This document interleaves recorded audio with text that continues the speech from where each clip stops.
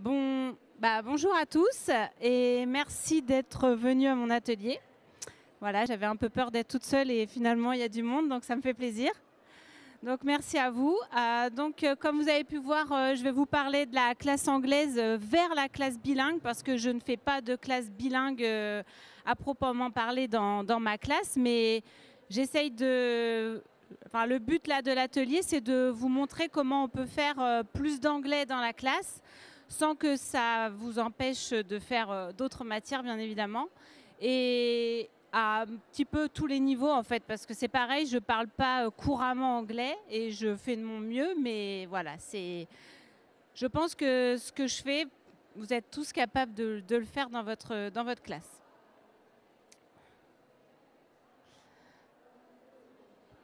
Donc voilà.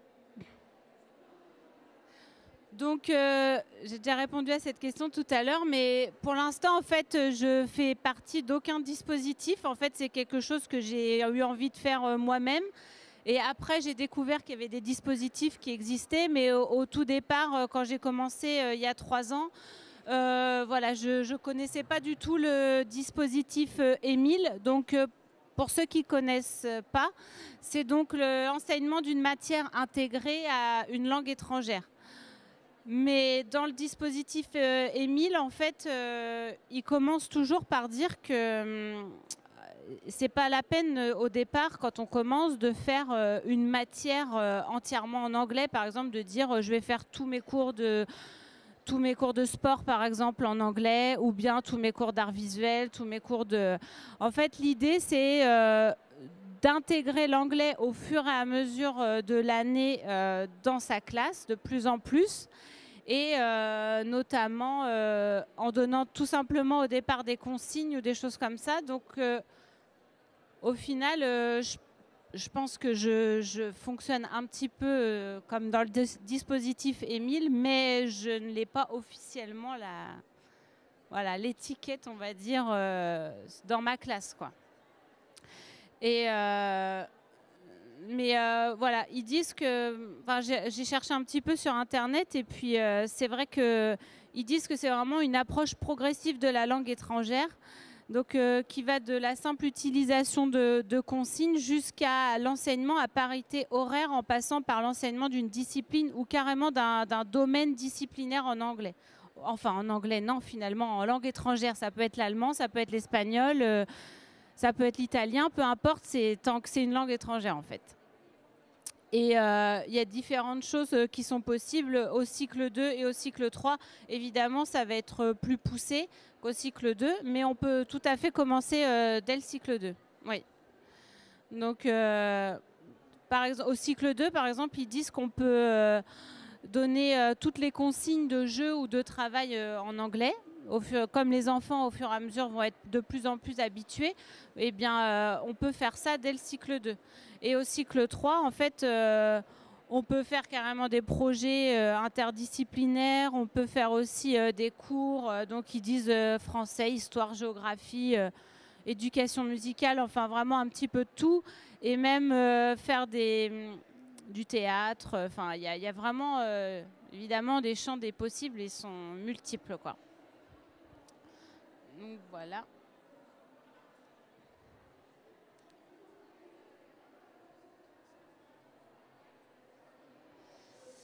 Donc moi, en fait, je trouvais toujours que dans la classe, je trouvais ça un petit peu dommage de s'en tenir à un petit cours d'anglais où on apprend du lexique et puis on apprend des phrases, etc.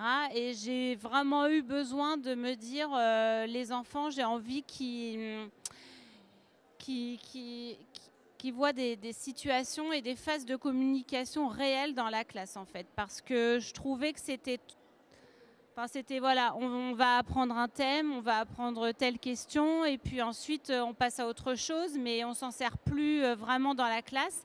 Et pourquoi j'ai voulu vraiment faire la classe anglaise, comme je l'appelle, c'est parce que je voulais vraiment qu'on essaye de communiquer le plus possible en anglais au quotidien et qu'ils voient justement que c'était super intéressant. Donc Voilà, ça c'était vraiment la première chose que je voulais. Vraiment qu'on puisse parler au quotidien anglais dans la classe. Donc ensuite, en plus, maintenant on nous demande de faire 20 minutes d'anglais par jour. C'est ce qu'ils recommandent justement pour éviter que les enfants fassent qu'une séance par semaine et qu'ils oublient ce qu'ils ont vu d'une semaine à l'autre et puis qu'ils ne s'en servent jamais. Donc du coup, ça c'était la deuxième raison. Et la troisième raison, en fait, je voulais qu'au cycle 3, ils commencent à voir un petit peu de l'écrit aussi. Parce qu'au final, ils arrivent au collège et on leur demande énormément d'écrit. Et je voulais qu'ils soient confrontés à des mots qu'ils voient, pas forcément qu'ils les écrivent tout le temps dans la classe, mais qu'ils voient de l'anglais écrit aussi au quotidien dans la classe. Donc sur Instagram, j'ai posé des questions et j'ai construit tout l'atelier à partir des questions que j'ai eues, des situations de classe, des gens qui m'ont dit moi j'ai peur de faire ceci, cela. Et toutes les questions m'ont permis donc de faire cet atelier. Donc la première question, par quoi commencer et est-ce que tu commences dès la rentrée ou est-ce que tu intègres petit à petit les consignes? Donc pour moi, surtout si on n'en a jamais fait, il vaut mieux y aller petit à petit. D'accord, voilà. Des fois, vos élèves, ils vont jamais avoir été confrontés à ça avant dans leur scolarité. Donc, le but, c'est pas de les effrayer et de leur dire, on va parler uniquement anglais tout au long de l'année, toute la journée dans la classe, parce que, évidemment, il y en a, ils vont se dire, mince, mais qu'est-ce qu'elle nous fait, la maîtresse? Voilà. L'idée, c'est de vraiment que ça devienne un plaisir et puis qu'ils soient de plus en plus à l'aise avec ça. Donc, moi, dès la rentrée, je commence toujours par, voilà, des choses très simples, des salutations qu'ils connaissent bien souvent, donc je me base là-dessus. Et je les rassure aussi, je leur explique un petit peu le projet de la classe anglaise, qu'est-ce que ça va être. Et puis j'intègre aussi tout ce qui est formule de politesse. Et puis après, on va commencer avec les consignes de la classe, la vie de classe, c'est-à-dire des entrées dans l'action, par exemple, demander aux enfants de distribuer ou demander aux enfants d'aller dans une autre classe porter un message, des choses comme ça, des toutes petites choses, mais qui font que répéter au quotidien en anglais, ça va vraiment venir tout seul en fait. Et après, ils n'auront plus besoin qu'on leur demande en français. Enfin, ils vont, voilà. Après, vous pouvez aussi intégrer tout ce qui est les phases d'encouragement, des félicitations, voilà. Les déplacements, venez en coin regroupement ou venez aller à votre place, des choses comme ça. Tout ça, intégré au fur et à mesure.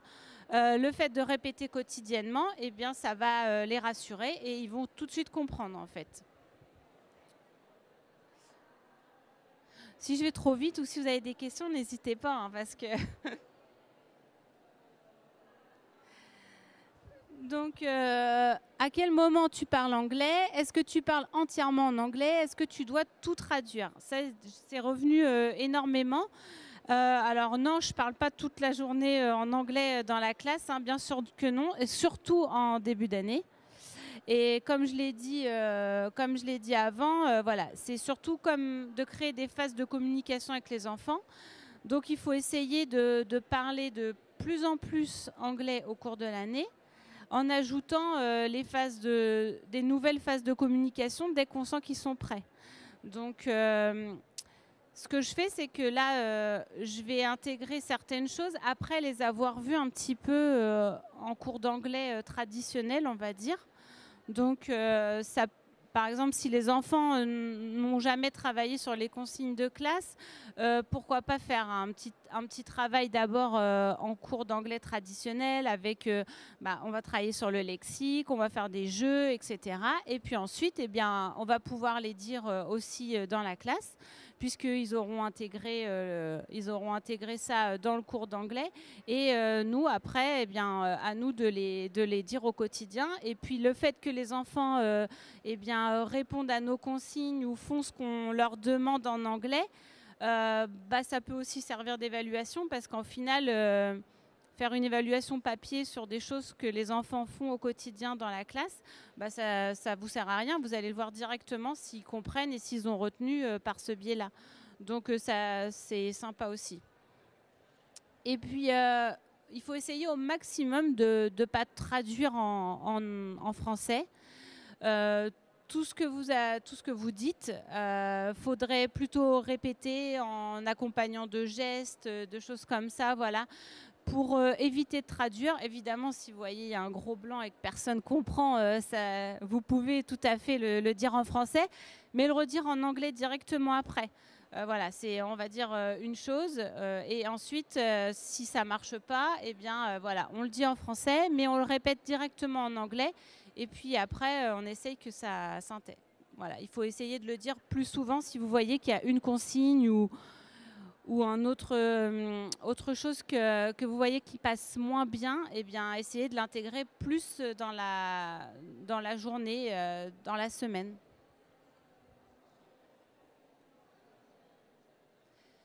Alors, on m'a aussi demandé quelle programmation et comment articuler dans l'emploi du temps et dans la programmation. Donc, j'ai beaucoup de gens qui m'ont mis par manque de temps, je ne veux pas faire plus d'anglais, je ne peux pas faire plus d'anglais, etc. Et au final,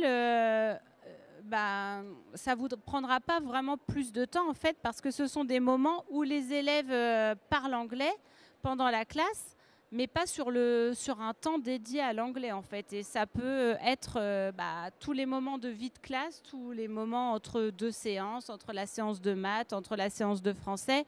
Ça peut vraiment être à n'importe quel moment, quand on descend en récréation, quand on fait sport. Donc, ce n'est pas du temps en plus, c'est vraiment du temps où deux matières vont pouvoir... voilà. Si vous en faites quotidiennement, ça vous remplira même plus que le quota horaire demandé dans une classe de cycle 3, en fait. Puisqu'on nous demande 1h30 à peu près. Vous pouvez largement atteindre les 2 heures sans problème parce qu'il y a tellement de moments dans lesquels on peut parler anglais avec les enfants que du coup, ça peut largement rentrer. Et en plus, ça les fait plus parler aussi parce que ça ne va pas être que nous qui allons parler anglais puisque eux aussi... Après, le but, c'est qu'eux aussi nous demandent des choses en anglais. Voilà, c'est vraiment ça l'objectif, c'est qu'on communique, que ce ne soit pas que l'enseignant qui parle anglais aux enfants et que les enfants répondent en français. Donc vraiment les deux, quoi.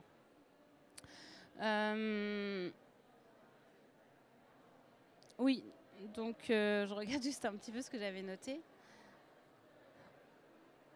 Pour ce qui est des matières à faire en anglais, ce qui est plus simple, par exemple, ça peut être le sport ou bien l'art visuel, faire des chansons en anglais aussi en chorale, évidemment, tout simplement. Des fois, on n'y pense pas, mais ça, au final, ça les fait parler anglais, ça fait travailler sur le lexique, et c'est des petites choses toutes simples par lesquelles on peut commencer.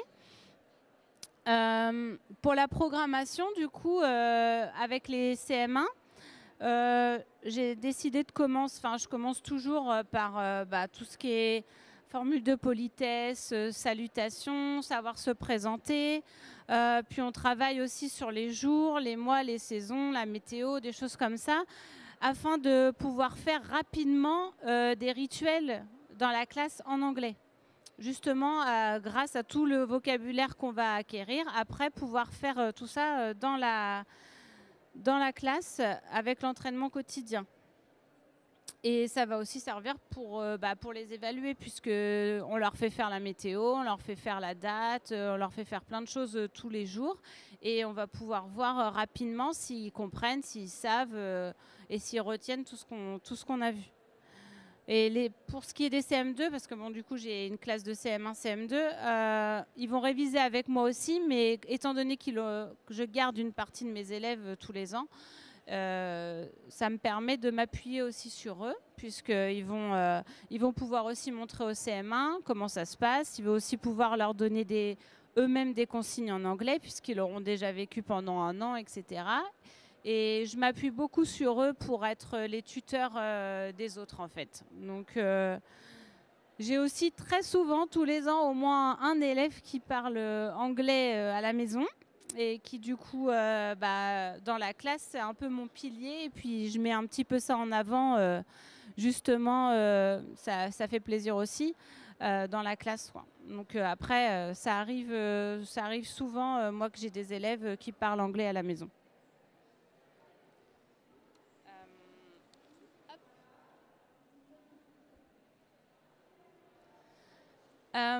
Alors, on m'a demandé quel rituel je faisais et qu'est-ce qu'on pouvait faire. Donc, dès le début de l'année, j'ai mis en place juste simplement la date en anglais, en fait. Et le tableau donc, de morning routine, comme je l'appelle. Et voilà. Donc, au départ, là, dans ma classe, du coup, ce seront les CM2 qui vont aider les CM1 à le remplir. Mais il y a beaucoup de choses qu'ils connaissent déjà, puisque moi, comme ils arrivent au cycle 3, ils ont déjà des bases quand même en CP, CE1, CE2, des petites choses qu'ils ont vues. Et aussi un petit peu avec les dessins, évidemment, ça va les aider. Donc c'est pour ça que j'ai fait des choses imagées, justement, pour qu'ils puissent, dès le départ, se l'approprier et puis pouvoir le remplir. Donc après, on peut aussi tout simplement, si vous avez une classe qui a un niveau d'anglais assez faible, eh bien, vous pouvez tout simplement le faire avec vos élèves. Voilà, on va le faire ensemble. Il y en a qui vont connaître des choses, et ben, vous appuyez sur eux, vous les faites venir au tableau. Allez-y, on va montrer. Voilà, vous mettez les... Donc en fait, ce sont des étiquettes aimanté, parce que là du coup c'est un tableau aimanté, mais après on peut le faire avec du scratch, de la pâte à fixe, peu importe. Et ils prennent la bonne étiquette pour les placer au bon endroit. Donc il y a des choses qui ne changent pas tous les jours et des choses qui changent tous les jours. Et à force de répéter, ça rentre vraiment très très vite, quoi. Donc ça c'est un exemple, mais voilà. Ça fonctionne très bien, donc... Après, on m'a demandé aussi quels affichages j'avais dans ma classe. Donc là, j'ai fait un petit résumé, mais je vais du coup vous détailler un petit peu ça juste après. Bah, voilà. Donc là, c'est un petit peu plus grand, on voit un petit peu mieux. Donc ça, c'est ce dont je parlais tout de suite. Et voilà. Alors sur le côté de mon tableau, j'ai des petites images comme ça, avec les consignes en anglais, des choses. Et au début d'année, surtout, eh bien, j'ai des petites flèches aimantées comme ça. Et je les déplace, ça les aide aussi, comme ça, quand je le dis une fois, deux fois, et après, ils savent ce qu'ils doivent faire. Et puis, ils ont les dessins pour s'aider. Donc, ça, voilà, ça reste tout le temps sur le côté de mon tableau. Et voilà, je déplace les petites flèches au besoin, tout simplement. Ensuite, dans la classe, j'ai mis donc les services, Classroom Jobs. Et donc, en grand, c'est écrit en anglais. Et en dessous, en tout petit, j'ai écrit en français.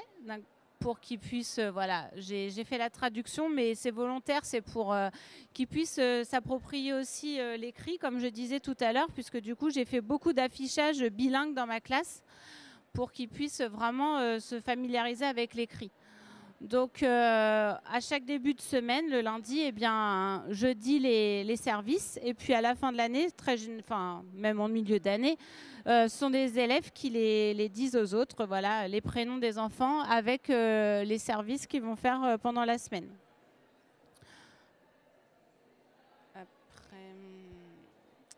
Alors, ça, c'est dans le couloir de l'école, enfin de ma classe, juste devant la porte. On a... un petit affichage sur où sommes-nous, donc where is your class, et donc à chaque fois qu'on se déplace, qu'on va en récréation, etc., il y a un enfant qui est chargé justement de dire où est-ce qu'on se trouve, toujours avec une petite flèche, et il place l'étiquette au bon endroit. Donc là, ça peut faire travailler aussi sur tous les lieux, dans une école, même à l'extérieur. Donc c'est pas mal aussi. Enfin, c'est pas mal. Et le matin, donc juste à côté de quand on rentre, j'ai cette petite fiche-là. Donc les enfants, ils ont des numéros dans ma classe. Comme ça m'évite de replastifier tous les ans des prénoms. Et ça fait un gain de place aussi. Et quand ils arrivent, ils posent leur manteau et ils prennent leur étiquette. Et ils mettent s'ils mangent à la maison ou s'ils mangent à la cantine. Comme ça, la personne qui fait le tableau de morning routine, après, eh bien, peut tout simplement aller regarder combien il y a d'absents, puisque du coup, ce seront les numéros qui seront restés là. Bon, sauf quand il y en a qui oublient de mettre leur numéro, on est d'accord, mais ça va. Et moi, pour la cantine, eh ben, je sais combien d'enfants mangent à la cantine et qui mangent à la cantine assez rapidement. Et pareil, ça les fait travailler aussi sur sur le vocabulaire.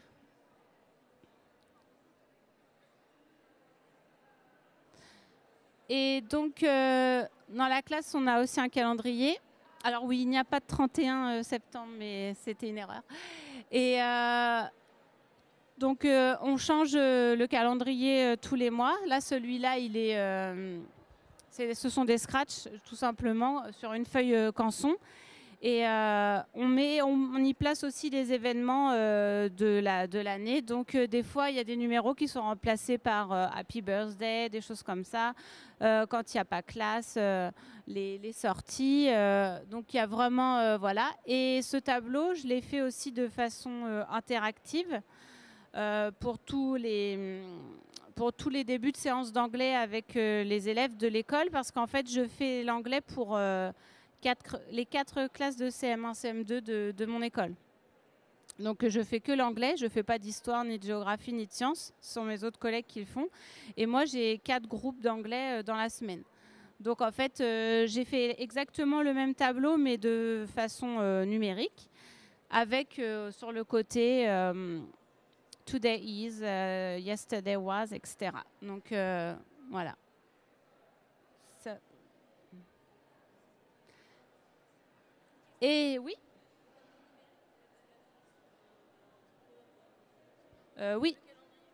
Le calendrier, oui, je l'ai fait sur PowerPoint et ensuite, après, je l'ai mis en PDF et il est interactif, c'est-à-dire que si on clique sur un jour, on clique sur un jour, ça nous met ensuite les bonnes réponses sur le côté. En fait, ça affiche directement tout ce qu'il y a. Je pourrais peut-être le montrer après d'ailleurs, ou même maintenant.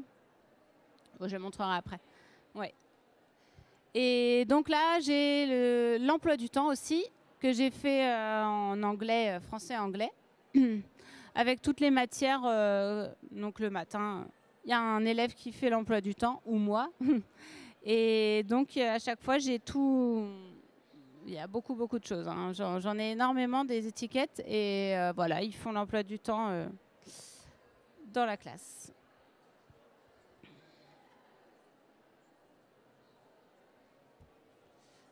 Alors, on m'a aussi beaucoup demandé quelles ressources et as-tu des phrases types.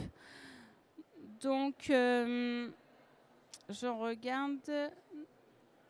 Oui. Donc, sur mon blog, en fait, sur mon blog, ici, là, dans cette catégorie-là, donc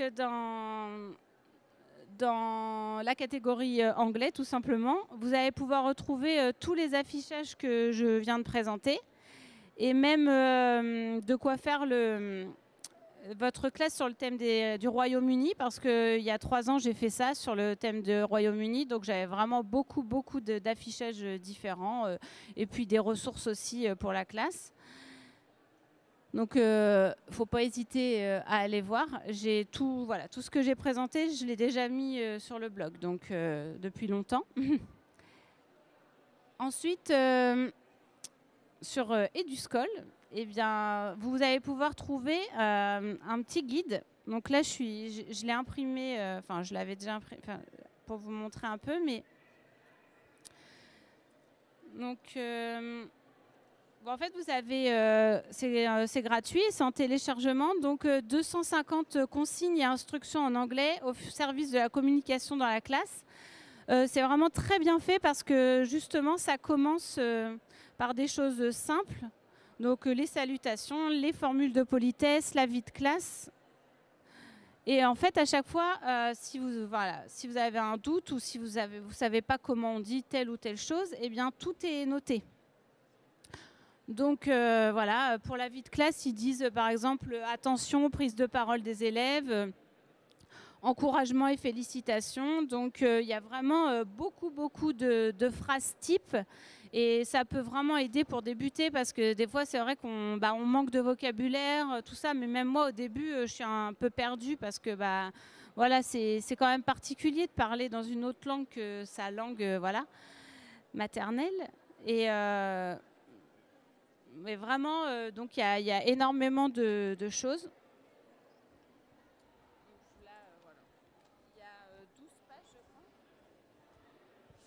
Et il y a un autre document aussi qui s'appelle les consignes de classe Classroom English.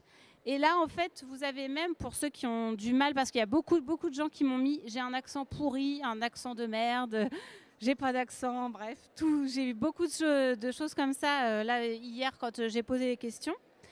Et en fait, en scannant, eh bien, vous avez voilà, des gens qui parlent vraiment anglais, des natifs qui se sont enregistrés. Et ça peut aider aussi à la maison voilà, de réviser certaines phrases, certains mots, comment on les prononce. Ça peut vraiment être utile, quoi. Et donc tout ça, c'est gratuit et c'est sur Internet directement. Vous avez même, je crois que le premier, vous avez aussi un... Oui, là aussi, le premier, vous avez aussi en ligne avec l'écoute directe, il y a aussi un flash code à mettre. Donc voilà. Et alors, il y a aussi Tanière de Kiban, ou Kiban, je ne sais pas comment on dit d'ailleurs, qui a parlé de ce livre-là qu'elle a acheté, 50 fiches pour mieux communiquer avec sa classe en anglais. Alors moi, je ne l'ai pas lu, mais elle a un très bon retour dessus et elle va l'utiliser aussi dans sa classe. Et il y a aussi un CD. J'ai regardé cela sur Internet, il coûte 23 €, je crois, dans ces eaux-là. Et donc, il y a pas mal de choses qui peuvent aider aussi pour justement communiquer au quotidien avec sa classe. Vraiment, là, l'idée, c'est pas des séances d'anglais, c'est vraiment voilà, la communication, les petites choses du quotidien avec les enfants. Donc, voilà. Donc, les deux dernières questions, c'est depuis quand fais-tu une classe anglaise et quels sont tes retours? Donc, je vous ai dit maintenant, c'était la 3e année que je faisais ça dans la classe. Alors, c'est difficile de s'y tenir, surtout au début, parce qu'on a toujours peur qu'ils ne comprennent pas, on a peur de chercher nos mots. Voilà, on est toujours un petit peu mal à l'aise des fois parce que voilà, on se dit, mais au final, les enfants ont un niveau bien moindre que le nôtre, hein, donc des fois ils sont super impressionnés alors que nous, on sait qu'on parle pas hyper bien anglais, mais c'est pas grave. Et l'idée, en fait, c'est qu'il faut se lancer parce que si on se lance pas, de toute manière, on fera rien. Hein. Donc voilà, il vaut mieux essayer. Si vous avez l'envie, voilà, et que c'est juste la peur qui vous en empêche, et ben moi je vous dis tout de suite, essayez quoi. Voilà. Et les enfants en fait ils sont vraiment très partants et puis généralement ils sont très enthousiastes. Ça voilà. C'est plutôt nous qui nous mettons des barrières parce qu'au final eux, ils sont contents en fait. Voilà. Donc ça peut aussi leur montrer que nous aussi on peut se tromper, que on connaît pas tous les mots. Moi j'ai des fois des élèves qui me disent mais comment on dit ça en anglais et je leur dis je sais pas, je vais chercher, je te redis. Voilà, ça montre aussi que nous aussi on apprend, que on apprend tous ensemble et à force de faire, ça va de mieux en mieux. Et pour les élèves, du côté des élèves, c'est vraiment positif parce qu'en fait, après, ils ont beaucoup plus de facilité à participer et à oser, en fait. Au départ, ils sont un peu timides, etc. Et puis, au final, après, ça leur fait vaincre leur peur parce que s'ils parlent quotidiennement anglais dans la classe, même si c'est des toutes petites phrases, hein, can you repeat please, voilà, des toutes petites choses. Et ça leur fait prendre l'accent aussi, ça fait travailler plein de choses et après ils ont beaucoup moins peur de se lancer et de participer aussi pendant d'autres cours et même pendant le cours d'anglais plus traditionnel, de chanter devant les autres, etc. Ça leur fait vraiment plaisir, quoi. Donc c'est vraiment positif. Et cette année, j'ai un petit peu moins fait. Et c'est vrai que je l'ai ressenti durant les séances d'anglais traditionnelles parce que je vois aussi la différence, moi, avec les élèves des autres classes. Parce que quand j'ai mon groupe, comme on a des CM1, CM2, je prends les CM1 de ma classe avec les CM1 d'une autre classe. Je vois tout de suite la différence arriver genre vers Noël entre ceux qui font classe anglaise avec moi et les autres. Je vois qu'il y a la différence, elle est flagrante en fait. Parce que ils sont habitués, ils aiment ça, etc. Et les autres sont toujours plus timides, plus réservés. Donc voilà, je le vois tout de suite au quotidien. Et donc par rapport au retour, nous on a fait il y a 3 ans avec ma collègue, on a carrément fait un livre. Alors je ne sais pas si vous connaissez, mais c'est les livres... On a pris l'exemple des livres Lire c'est partir, où il y a Hello New York, Hello Paris d'ailleurs, et on a fait Hello Le Havre évidemment parce que je viens du Havre.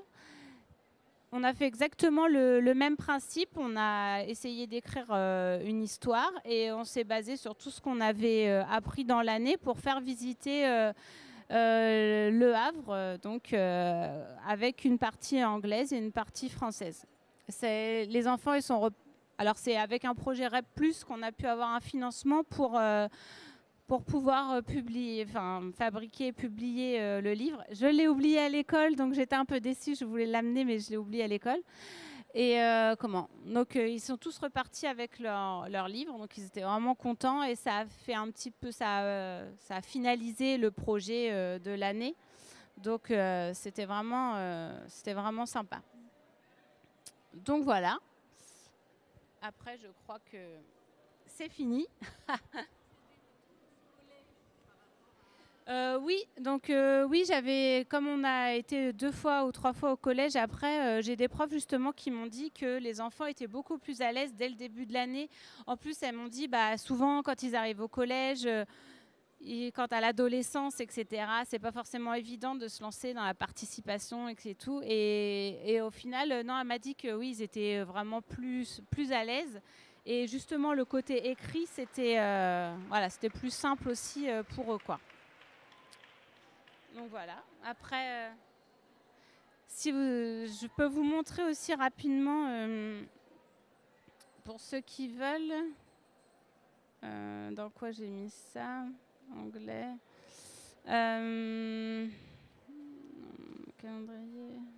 J'ai beaucoup de choses. Calendrier, là, voilà.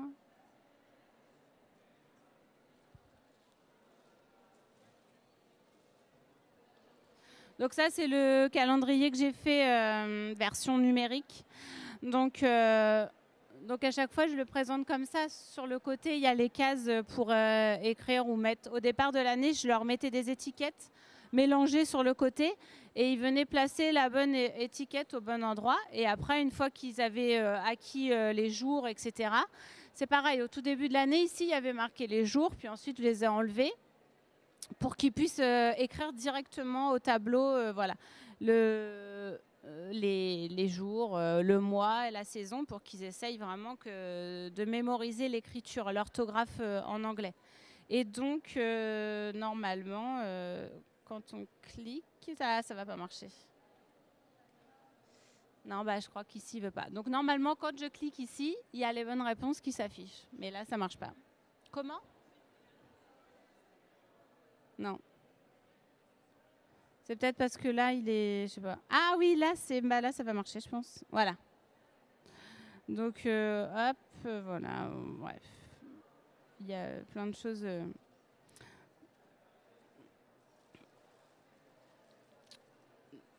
Donc, voilà. Et... merci à vous. Ceux qui veulent, j'ai fait un petit mémo. Donc, ici, vous allez avoir le QR code de justement des phrases que je vous ai présentées là, ici. Donc, tout ça. Et en bas, il y a le lien pour mon blog. Et puis, j'ai renoté des petites choses. Voilà. Donc, ceux qui veulent...